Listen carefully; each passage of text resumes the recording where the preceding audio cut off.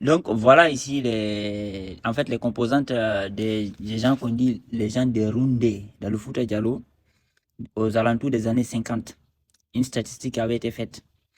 Parce que là maintenant, ce monsieur-là, Ben Bantoura, qui se dit Bangoura, Bangoura qui n'est même pas un nom Soussou, mais il se dit Soussou, il veut s'inventer que les Soussous, c'est que les gens des Roundé dans le Fouta Diallo sont des Soussous. Les gens de Roundé, ce sont des. Bon, c'est un groupe à part entier dans le Fouta qui est composé de beaucoup de gens rachetés chez les Noirs à la base.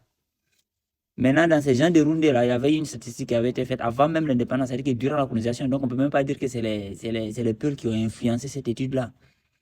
Mais dans cette étude, il est bien mentionné des Malinké, des gens d'origine Malinké, Bambara, d'origine Kissi, d'origine Djalonké, Wasolonké, Thomas, Konyanké, Kouranko.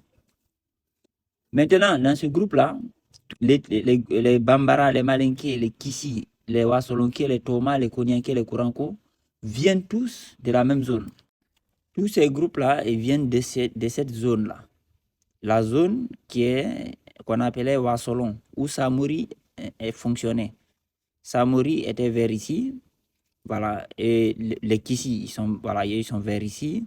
Les Kouranko, ils sont vers ici ou ici. Donc, tout ça, c'est la zone là où Samori fonctionnait. Les Malinké de Guinée, ils sont vers ici. Les Bambara, pareil. Donc, tout cela, en fait, on sait que les peuples du Fouta Diallo avaient racheté beaucoup de gens aux mains de Samori. Voilà, parce que Samori faisait des échanges de gens pour avoir de la nourriture et des armes. Voilà. Maintenant, ces gens-là, quand ils arrivaient au Fouta, en fait, ils n'étaient même pas esclaves parce qu'ils vivaient dans des territoires à eux. C'est comme en Europe ici, c'est-à-dire que les gens vivent en banlieue. Donc, ils vivaient dans ce qu'on pourrait appeler les banlieues, c'est-à-dire que des endroits où tout le monde est mélangé, en fait.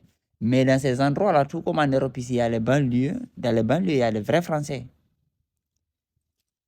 Eh bien, au Fouta, dans les banlieues, dans ces zones qu'on appelle les Roundés, il y avait des Peuls aussi, en fait. Et à l'origine, c'était des Peuls qui vivaient là-bas. Donc, tout le monde est d'accord que, tous les historiens même, ils disent en Guinée, que les premiers gens qui ont appelé les zones qu'on appelle les Roundés, c'était les Peuls vaincus durant la révolution théocratique, la révolution religieuse du Fouta Diallo, en 1725. Donc, les gens qui étaient dominants dans le temps, qui ont fait la guerre avec d'autres peuples à cause de leurs croyances. Quand ils ont été vaincus, ils se sont retrouvés à marge.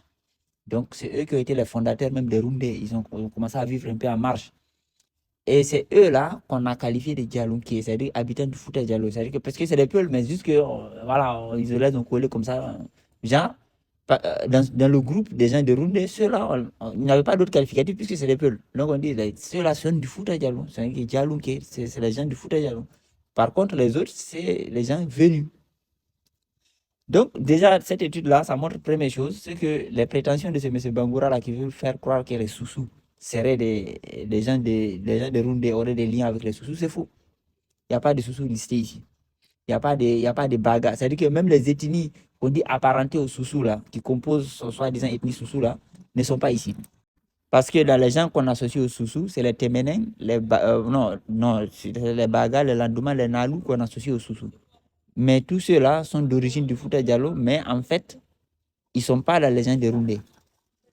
Ils ne sont pas listés dedans. Il n'y a aucun Nalou, aucun Landouma, aucun Baga dans les gens de Roundé.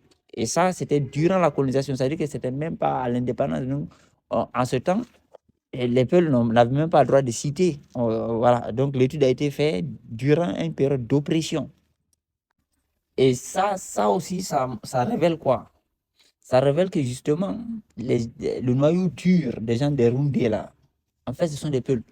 Parce que tout le monde est d'accord que les premiers gens qui ont habité les Roundés, c'était les gens qui étaient quasiment les dominants avant la Révolution. C'est comme si on dit qu'il y a eu la Révolution française, donc les familles vaincues se retrouvent en marge de la société parce que maintenant ils sont déchus et ils vivent voilà, dans des zones un peu, voilà, des parias, quoi. Maintenant, quand des immigrés ou bien des étrangers viennent, parce que dans ceux-là, il y a des gens qui ont été rachetés, mais il y a des gens aussi qui venaient tout seuls, qui venaient squatter dans le Fouta. Parce qu'en ce temps, le seul État dans le territoire qu'on dit aujourd'hui Guinée, c'était le Fouta Diallo. Parce que Samori n'avait pas d'État. Samori avait juste une zone d'influence. Il n'y avait pas d'empire de Samori ou bien de royaume de Samori. Samori n'était pas roi, n'était pas un empereur. C'était juste un grand chef de guerre. Voilà. Donc, le seul État dans l'État qu'on dit aujourd'hui Guinée, c'était l'État du Fouta Diallo, qui était un État très, très bien organisé et plus évolué même en son temps que même les États en Europe. Parce qu'on avait la tripartition du pouvoir, le pouvoir législatif, le pouvoir judiciaire, le pouvoir exécutif. On avait la dualité des partis politiques, les Soria et les Alfaya. C'est-à-dire que c'est pour ça que même il y a certains qui disent que le système français actuel il est calqué sur le système du Fouta Diallo. Parce qu'on l'a eu avant la France, en fait. On a eu ce système-là avant la France. Quand on dit ici en Europe, ici gauche-droite, on avait déjà ça avant la France. Avant les États-Unis, que les États-Unis pensent à faire, c'est pas républicain démocrate, nous on avait déjà ça. Voilà. C'est-à-dire qu'avant 1776, avant que l'État des États-Unis soit voilà, officiellement fondé, parce que c'est à leur indépendance que c'est officiellement fondé, on avait déjà ce modèle-là chez nous. Donc, ici, le fait que ici, on voit dans ce groupe-là, le seul groupe ici qui est potentiellement ces gens d'origine Peul, voilà, de l'ensemble, parce que nous, les Peuls de Fouta Djallon, c'est nous qu'on appelait Pouli à l'origine. Parce qu'on est un peu distinct dans le groupe, dans le peuple, la tribu du Fouta Djallon est sensiblement distincte dans son comportement, dans sa façon d'être. Ce qui fait que on l'a qualifié de Pouli. Pouli qui veut dire des gens qui ont perdu un peu leur foulanité, ou même leur poulanité, leur nature Peul est légèrement détériorée. Voilà, c'est ce qui signifie Pouli. On nous qualifie de Pouli. Et donc, les gens, le seul groupe qui est susceptible d'être représenté, ces gens qui sont des Peuls à la base et qui vivaient dans ces roundés-là, c'est le groupe qualifié de Djalonké ici. Parce que les Malinké, les Bambara, les Wassolonké, par exemple, les Wassolonké, c'est des Peuls. Mais c'est les Wassolonké, là, on sait la zone d'où ils viennent. Parce que c'est justement, Samori, c'était un Wassolonké. Mais le problème, Samori, il avait fait la guerre contre d'autres Wassolonké. C'est-à-dire que ça avait entraîné la division parmi la tribu de Peuls de Wassolon. Donc les gars sont battus entre eux. Et du coup, parmi les premières victimes de Samori, c'était aussi les Peuls. Donc ça fait partie même des causes pour lesquelles les Peuls de Fouta Djallon aussi insistaient pour les racheter. Parce que justement, ils savaient que c'était leur aussi, quelque part. Donc, le seul groupe ici qui est susceptible d'être ces descendants des Peuls déchus, c'est les Djalonké. Et c'est pour ça que je dis le mot Djalonké, non seulement c'est un mot Peul, mais en fait, les vrais Djalonké, c'est des Peuls en fait. Djalonké, ça signifie les habitants du Fouta Djallon, les gens du Fouta Djallon.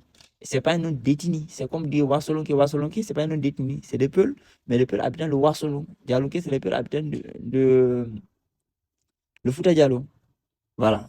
Konyanké, à la base, c'est pas un nom détini. C'est un groupe qui est né à cause des activités de Samori. Ils parlent la même langue que les Wassolonké, quasiment, mais on dit Konyanké parce qu'ils habitaient le Konya, une zone très, très humide, voilà, où les gens faisaient la transhumance, une sorte de région, si on veut, en Guinée, mais dans la zone où Samori exerçait. Voilà. Beaucoup de Konyanké, ça, d'ailleurs, sont d'origine Wassolonké. Bon, après ça, c'est notre affaire. Mais ça nous révèle deux choses. Déjà, il n'y a jamais eu de sous-sous dans les rounds de Fouta Djallon. Donc, quand ces gens s'élèvent pour dire qu'aujourd'hui, ils sont sous Djallon, Djallon Soso, c'est-à-dire qu'ils veulent se légitimer dans le Fouta Djallon, c'est totalement absurde et faux. Ça n'a aucun fondement. Mais aussi que les vrais Djallonké, en fait, c'est des Peuls. Donc, les gars, aujourd'hui, qui sont Malinké, qui sont Bambara, qui sont Thomas, Koranko, Konyanké, qui viennent dire qu'ils sont Djallonké, c'est faux.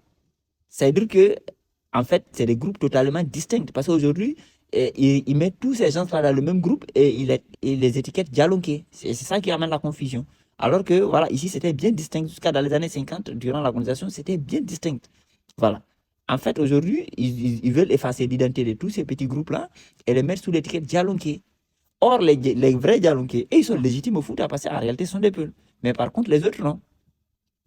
C'est soit des gens qui étaient venus squatter, soit des gens rachetés. People,